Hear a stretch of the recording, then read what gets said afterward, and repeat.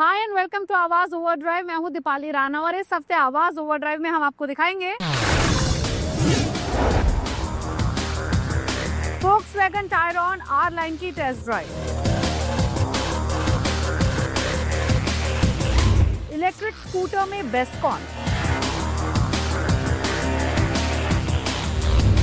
Service करवाते वक्त किन बातों का रखें ख्याल,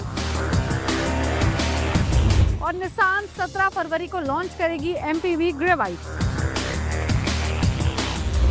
7 सीटर गाड़ियों की डिमांड को देखते हुए Volkswagen Tayron R लाइन को लेकर आ गई है। अब सवाल ये है कि Tayron R लाइन में क्या खास है, परफॉर्मेंस कैसी है, फीचर्स क्या दिए गए हैं और most important Tiguan all space से कितनी डिफरेंट है, जो कि पहले Volkswagen की फ्लैगशिप SUV हुआ करती थी। ये सब बातें जानने समझने के लिए चलिए मेरे साथ इसकी टेस्ट ड्राइव पर।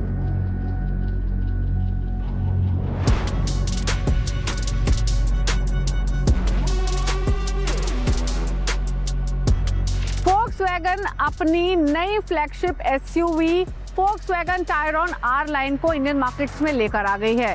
आप ऐसे भी समझ सकते हैं कि Tayron टिगुआन ऑल स्पेस का एक स्पिरिचुअल सक्सेसर है, लेकिन टिगुआन ऑल स्पेस के मुकाबले बिगर है, ज्यादा फीचर लोडेड है, प्रीमियम भी है और थोड़ा ज्यादा मैच्योर भी है। स्ट्रेट अप एक चीज बताना बहुत जरूरी है, ये SUV सोशल मीडिया फ्लेक्स के लिए नहीं बनी है। ये उन लोगों के लिए है जो flashy chrome, fake rugged looks और अननेसेसरी ड्रामा से थोड़ा दूर रहना पसंद करते हैं। This is more about stealth wealth, European finish और प्रॉपर ड्राइविंग डायनामिक्स। शुरुआत इसके लुक एंड फील के साथ करते हैं तो ये 7 सीटर गाड़ी है, उसके बावजूद भी बहुत बल्की नहीं लगती है, ओवर साइज नहीं लगती है। इनफैक्ट ये टिपिकल 7 सीटर SUV की बजाय जो रोड प्रेजेंस लेंड करती है, जो फील देती है, वो ऑल रोड स्टेशन वैगन जैसा देती है। ओवरऑल डिजाइन काफी क्लीन और अंडरस्टेटेड है। स्मूथ लाइंस, प्रॉपर प्रोपोजिशंस और शोल्डर लाइन जो रेयर डोर से टेल तक नाइसली स्वेल होती हैं, काफी क्लासी लगती हैं। आर लाइन स्पेसिफिक एलिमेंट्स थोड़ा स्पॉटीनेस ऐड करता है, बट ओवरडन बिल्कुल नहीं है। Gloss black accents, silver window surrounds और 19 इंच के अलॉय व्हील्स, सब कुछ बैलेंस्ड हैं। 19 इंच के व्हील्स थोड़े आई कैचिंग हैं, but honestly they suit the car well and give it a planted stance. Exterior में जो इसकी LED हेडलाइट्स है ना, वो सबसे बड़ी हाईलाइट है, क्योंकि ये जो IQ डॉट लाइट्स हैं इनकी काफी खासियत है, स्पेशली नाइट ड्राइविंग के हिसाब से, सेफ्टी पॉइंट ऑफ व्यू से बहुत इंपॉर्टेंट है, क्योंकि यहाँ पर विजिबिलिटी तो काफी अच्छी रहती है नाइट ड्राइविंग में, लेकिन जो ऑन कमिंग ट्रैफिक रहता है उसको भी ये हेडलाइट्स ब्लाइंड नहीं करती हैं। तो आप कह सकते हैं कि ये जो हेडलाइट्स इस गाड़ी में दी गई हैं वो नाइट ड्राइविंग को भी काफी स्मार्टली अडैप्ट करती हैं। रेयर में LED लाइट बार, ग्लोइंग Volkswagen लोगो है और इवन लॉक अनलॉक पे थोड़े फन लाइटिंग एनिमेशंस मिलते हैं। सटल है बट प्रीमियम फील देता है। ओवरऑल कह सकते हैं कि Tayron R लाइन कोई लाउड गाड़ी नहीं है, बट समझ में आता है कि एक सोफिस्टिकेटेड ऑफरिंग है। अब चलते हैं Volkswagen Tayron R लाइन के इंटीरियर्स को देखने और गाड़ी के अंदर एंटर करते ही ये आपको इम्प्रेस करना शुरू कर देगी और डोर बंद करते ही तो वो आपको Volkswagen का सॉलिड थंक भी मिलता है, जो कि काफी सेटिस्फाइंग फील देता है। केबिन एयरी फील करता है thanks to panoramic sunroof and large windows. Material quality mostly top notch है। Soft touch surfaces, good fit and finish और अलकांट्रा टाइप इंसर्ट्स जो एम्बिएंट लाइटिंग के साथ रात को काफी अच्छे लगते हैं। डैशबोर्ड का डिजाइन मिनिमलिस्टिक है और सेंटर में बैठा है एक ह्यूज 15 इंच टच स्क्रीन। सच कहें तो पहले थोड़ा ओवरवेलमिंग लगता है, क्योंकि ऑलमोस्ट सब कुछ टच स्क्रीन पे ही कंट्रोल होता है, जैसे AC, seat ventilation, massage, lighting सब। बट लेआउट लॉजिकल है, आइकॉन्स बड़े हैं और 15-20 मिनट यूज करने के बाद आदत होती है। तो हर किसी को इस तरीके के फंक्शंस या इस तरीके की स्क्रीन ऑपरेट करने में कन्वीनियंस फील नहीं होती है।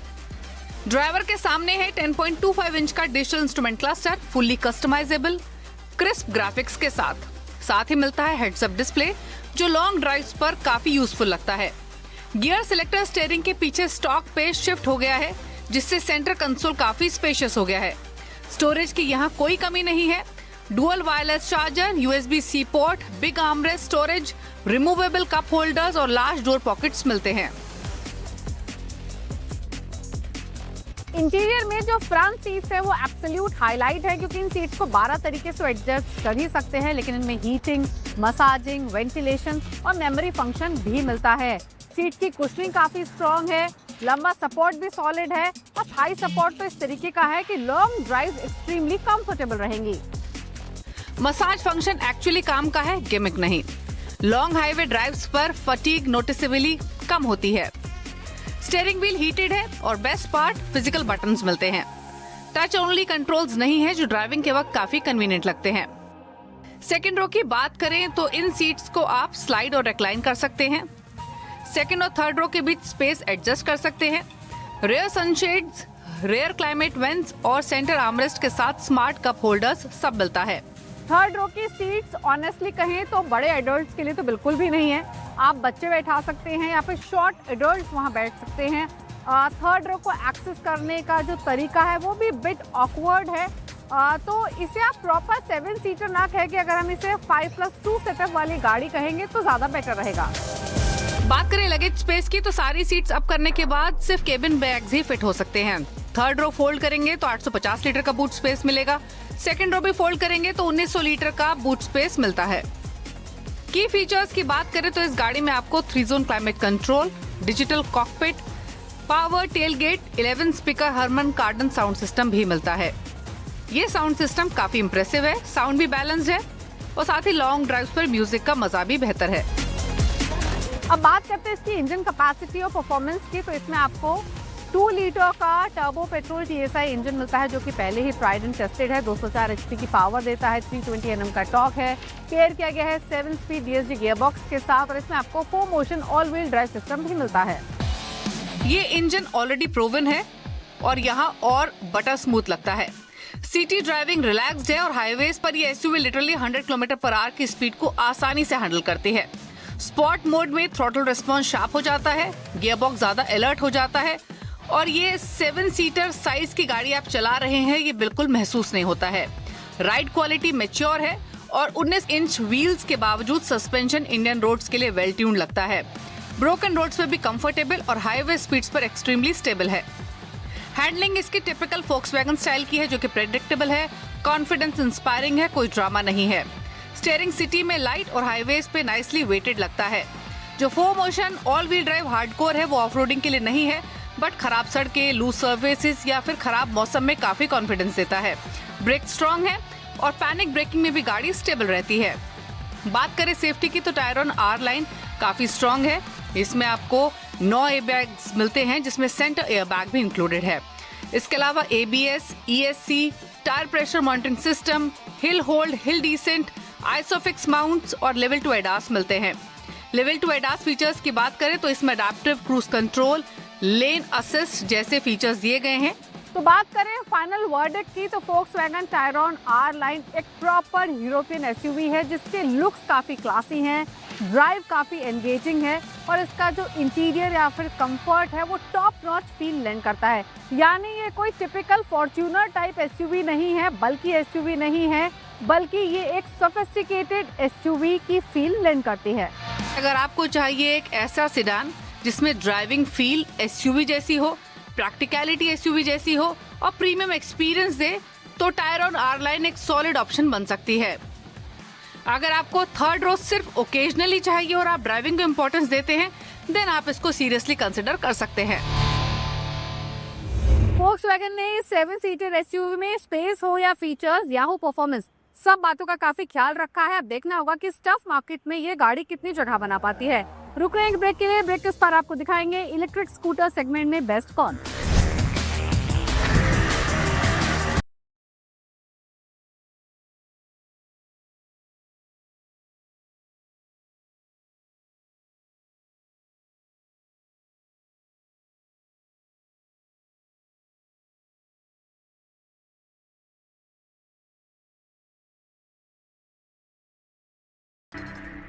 ब्रेक के बाद आपका स्वागत है। आप देख रहे हैं आवाज ओवरड्राइव। इलेक्ट्रिक स्कूटर खरीदने की सोच रहे हैं, चॉइसेस ढेर सारी हैं, कंफ्यूजन भी ज्यादा है, तो हम आपके लिए बहुत ही खास स्टोरी लाए हैं जिसके जरिए आपका कंफ्यूजन दूर होगा, आपको समझ में आएगा रेंज के हिसाब से, फीचर्स के हिसाब से या फिर बजट के हिसाब से आपके लिए कौन सा स्कूटर बेस्ट है। तो देखिए खास स्टोरी।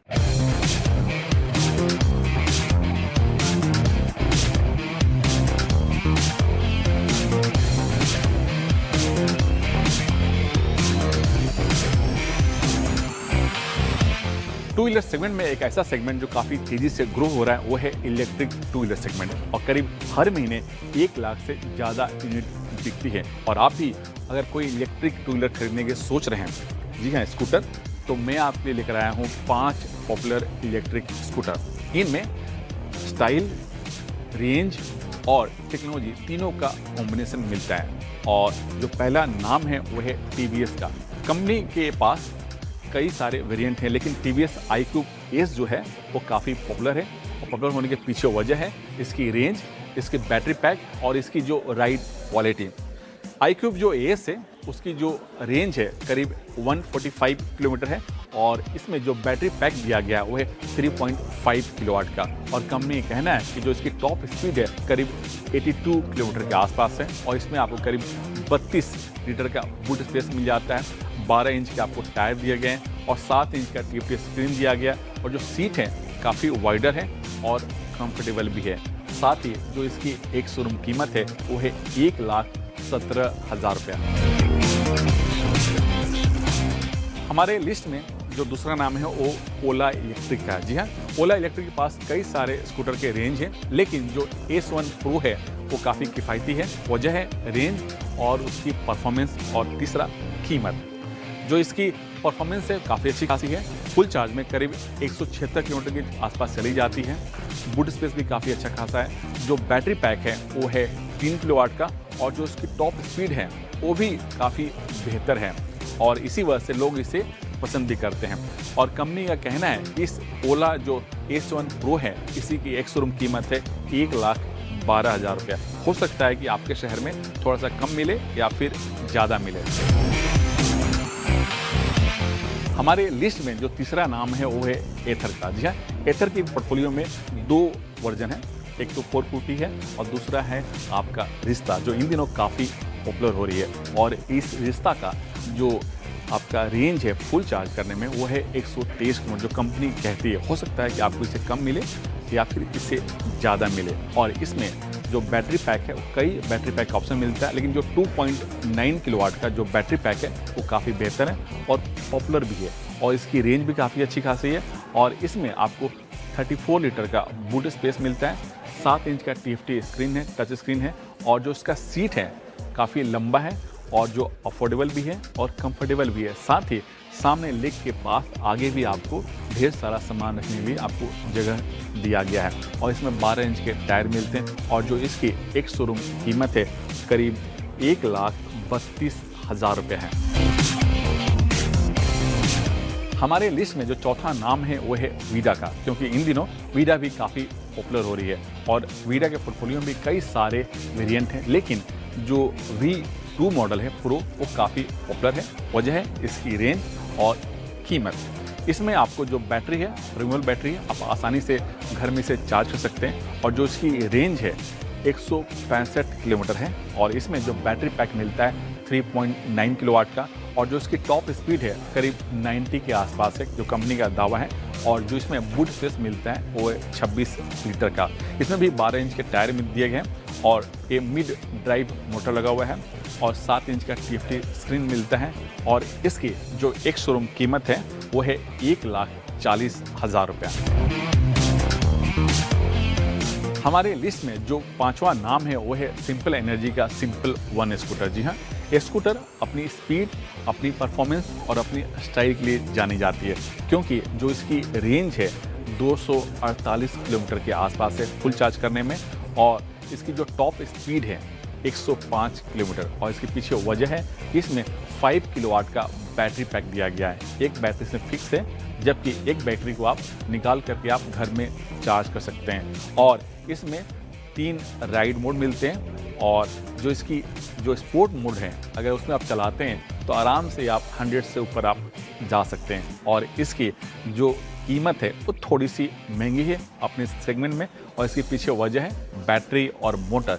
और इसकी जो एक शोरूम कीमत है, कंपनी का कहना है कि 1,67,000 रुपये है।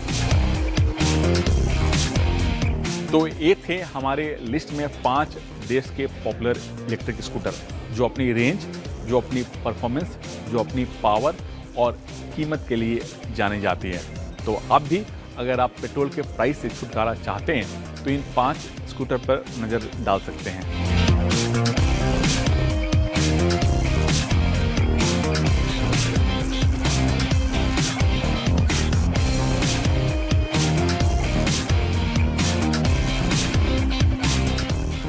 जब आप गाड़ी को सर्विस के लिए ले जाते हैं तब किन बातों पर ध्यान देते हैं, देते भी हैं या फिर नहीं? आपको मालूम होना चाहिए कि अगर आप गाड़ी की सर्विस करवाते वक्त कुछ बातों का खास ख्याल रखेंगे तो ना सिर्फ गाड़ी फिट रहेगी बल्कि आपका जो बिल है वो भी वाजिब बनेगा। कौन सी है ये खास बातें, कौन सी हैं ये टिप्स जिनका आपको ध्यान रखना है गाड़ी की सर्विस करवाते वक्त, देखिए हमारा ये खास सेगमेंट। गाड़ी सर्विस करवाते वक्त इंजन ऑयल के साथ ऑयल फिल्टर को भी बदलवाएं। कई बार इंजन ऑयल तो चेंज होता है लेकिन ऑयल फिल्टर बदला नहीं जाता। ऐसे में कचरे के पार्टिकल्स फिल्टर में रह जाते हैं जो इंजन को नुकसान पहुंचा सकते हैं। कार सर्विस के दौरान कूलेंट भी चेक करवा लें। ये जांच करवाएं कि कूलेंट की मात्रा कम ना हो गई हो या उसकी क्वालिटी खराब तो नहीं हो गई। लंबे वक्त बाद कूलेंट खराब हो जाता है। सर्विस के दौरान अपनी गाड़ी के इंजन की ट्यूनिंग भी जरूर करवा लें। 15 से 20 हजार किलोमीटर चलने के बाद इंजन के कई कंपोनेंट घिस जाते हैं। सभी कंपोनेंट सही से काम करें, इसके लिए इंजन की ट्यूनिंग करवाना बेहद जरूरी है। सर्विस करवाने के बाद सभी कंपनियों की अपनी एक चेकलिस्ट होती है, उसे एक बार जरूर क्रॉस चेक कर लें। साथ ही आपकी गाड़ी में सर्विस से पहले जो स्पेसिफिक दिक्कतें बताई गई थी वो क्या ठीक हुई या नहीं, इस बात की भी जांच जरूर कर लें। सर्विस के दौरान अलाइनमेंट और व्हील बैलेंस करवाना भी बहुत जरूरी होता है। ऊबड़ खाबड़ सड़कों पर चलने से गड्ढों की वजह से बिगड़ जाती है। इस वजह से गाड़ी के टायर एक साइड ज्यादा घिस जाते हैं और ड्राइव पर भी असर पड़ता है। इसलिए व्हील अलाइनमेंट और बैलेंस करवा लें। आपकी कार की अगली सर्विस कब होने वाली है, साथ ही उस सर्विस में क्या क्या काम होगा और कितना खर्च आएगा, इस बात की जानकारी भी जरूर ले लें। इमरजेंसी ब्रेकडाउन नंबर और सर्विस एडवाइस का नंबर भी नोट कर हमेशा अपनी गाड़ी में रखें। रास्ते में चलते वक्त कभी ब्रेकडाउन हो जाए या कुछ दिक्कत आ जाए तो ये आपके बहुत काम आएंगे। आवाज ओवरड्राइव में वक्त हो गया एक ब्रेक का। ब्रेक के उस पार दिखाएंगे वो तमाम खबरें जो इस हफ्ते ऑटो जगत में सुर्खियों में रही। के बाद आपका स्वागत है, आप देख रहे हैं आवाज ओवरड्राइव। यहाँ से सीधे रुख करते हैं उन तमाम खबरों का जो इस हफ्ते ऑटो जगत में सुर्खियों में रही। इस हफ्ते ऑटो इंडस्ट्री में कई खबरें सुर्खियों में रही। पहली खबर है निसान की तरफ से। जी हाँ, निसान जल्द ही सब 4 मीटर सेगमेंट में अपनी पहली एमपीवी उतारने वाली है और इसका नाम होगा ग्रेवाइट। ग्रेवाइट के बारे में बताने से पहले मैं आपको बता दूं कि ये गाड़ी सेम रेनो की ड्राइवर है और उसके ही बेस पर इसे डिजाइन किया गया है। सिर्फ फ्रंट का लुक और रियर के लुक में थोड़े से बदलाव किए गए और कुछ नए फीचर्स इसमें ऐड ऑन किए गए हैं। और सेम जो ड्राइवर है उसका ही इसमें 1 लीटर का इंजन लगा है जिसका पावर आउटपुट है करीब 72 bhp और इसमें भी सेम CNG का ऑप्शन मिलेगा। और इसका जो लॉन्च डेट है वो है 17 फरवरी को लॉन्च हो जाएगी और माना जा रहा है कि इसकी जो एक शोरूम कीमत होगी करीब 6 से 9 लाख रुपए के बीच होगी। मर्सिडीज जल्द ही अपनी बिजनेस क्लास एमपीवी यानी वी क्लास को फिर से रीलॉन्च करने वाली है और मैं आपको बता दूं कि कंपनी इसे 2022 में डिसकंटिन्यू कर दी थी। और ये वी क्लास एक बिजनेस क्लास एमपीवी है जिसमें आपको 6 सीट, 7 सीट और 8 सीट का ऑप्शन मिलता है। 6 सीट जो सब कुछ इसमें मिलते हैं, एक बिजनेस सूट की तरह इसे डिजाइन किया गया है। और मैं बता दूं कंपनी अभी तक ये डिस्क्लोज नहीं की है कि इंडिया में कौन सा इंजन वेरिएंट आएगा, लेकिन माना जा रहा है कि इसमें 2 लीटर का डीजल इंजन होगा जो 9 स्पीड ऑटोमेटिक गियर से पेयर किया गया है और इसमें रियर व्हील ड्राइव और 4 व्हील ड्राइव दोनों का ऑप्शन होगा। साथ ही ये भी माना जा रहा है कि कंपनी आने वाले दिनों में कंपनी वी क्लास का इलेक्ट्रिक वर्जन भी लेके आएगी और माना जा रहा है कि ये 3 मार्च को भारत में लॉन्च हो जाएगी। तो इसी के साथ आवाज ओवरड्राइव के शो में तो इतना ही, लेकिन ये शो आपको कैसा लगा, कोई व्यूज और सजेशंस अगर आपके पास हैं तो आवाज ओवरड्राइव के ऑफिशियल फेसबुक पेज पर जाकर अपनी राय दे सकते हैं। इसी के साथ टाइम टू से गुड बाय, ड्राइव सेफ, नमस्कार।